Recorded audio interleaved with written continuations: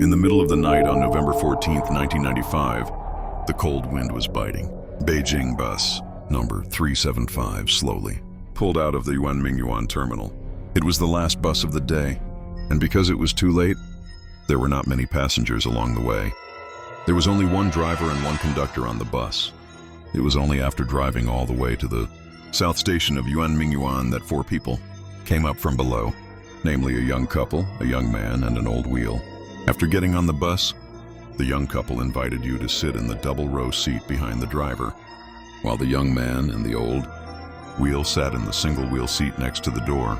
In this way, the end of the car is Xiangshan, which is quite remote on the road. No one woke up and the car is also very quiet, which sets off the atmosphere even more heavy. After the two main battles, the driver group cursed all over, and the heavy wheels in the car were startled by his voice, and Yude looked in the direction of the driver. About 10 meters ahead, there was a black shadow waving at him. The driver cursed because he was standing in the middle of the road formation and almost hit himself. As soon as the car stopped, three people came up, all wrapped in heavy military coats, tightly covered, and wearing sunglasses in the middle of the night. They couldn't see their faces clearly. The head of the coward in the middle was held by the left and right people, as if they were drunk. After getting on the third wheel, he sat in the last row without saying a word, and the car returned to the dead silence. After moving forward to the right, the old man in the back seat suddenly stood up, pointed at the young man in front and scolded, saying that he stole his wallet. The young man looked innocent and didn't understand the situation. He was so angry that he explained to Lao Lun, but the old man was not convinced. So he grabbed his hand and said he wanted to call the police. But the police station argued and told the driver to stop immediately. He knew that there was a police station nearby, and the young man who had been scolded for a long time also got angry. So he got out of the car with the old man. After going down, the young man still wanted to argue with the old man, but the other party stared at the road intently until the bus was driving and there was a line of sight.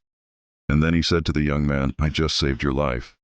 Looking at the young man's confused face, the old man explained, "Remember the three people in the back seat?" At first, the old man only thought that it was caused by the poor light in the car, but Ode still paid more attention to them. Just as a gust of wind blew outside the window, the old man saw that the man on the left and right sides had no legs at all, and the bottom of his pants was empty and swaying in the wind. As for the one in the middle, he had been in the car for so long without any response and could not even breathe. He was definitely not alive, and the two next to him were not the same. But the next day, the bus company reported the case again, saying that a driver and a conductor were missing, which attracted the attention of the police.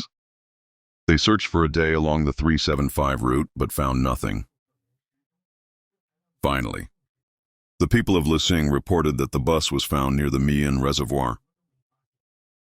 There was no one alive on the bus at that time, only 4 highly decomposed bodies. Looking at the clothes, it was the conductor, the driver, and the little couple. This is almost impossible because even in the hot summer, the body will never decompose so badly in such a short period of time. This will take at least a month to do.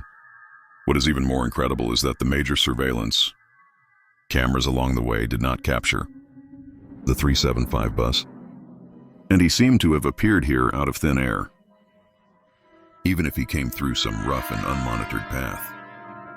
The water is tightly diverted to Huaxiang Mountain, which is more than 100 kilometers away, and the bus has a quota of fuel, so it refuses to drive here at all. The police opened the fuel tank of the bus and found that it was not gasoline, but a black and red sticky liquid, and it also emitted a fishy smell. Okay, turn on the lights. Next, let's get into science.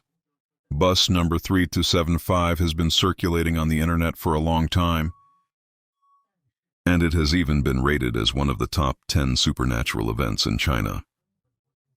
But he is fake. The first is that Beijing bus, the 3705, does not pass through Xiangshan at all. In 1995, only bus number 33 passed through Xiangshan. But his departure point was the Summer Palace, not the Summer Palace. Secondly, such a big thing, but no one reported it in 1995. and no one even mentioned this story. The first one came from the Tianya forum around 2002. Many people think that the prototype of the story is a section in Jen's story called The Last Bus. But in fact it is not. His prototype is like this. The Voice of the Rose has a part called Ghost Talk in it. They will invite Lu Lun to tell various stories and urban legends. This is also the first time that the supernatural story of the bus class appears in front of our eyes.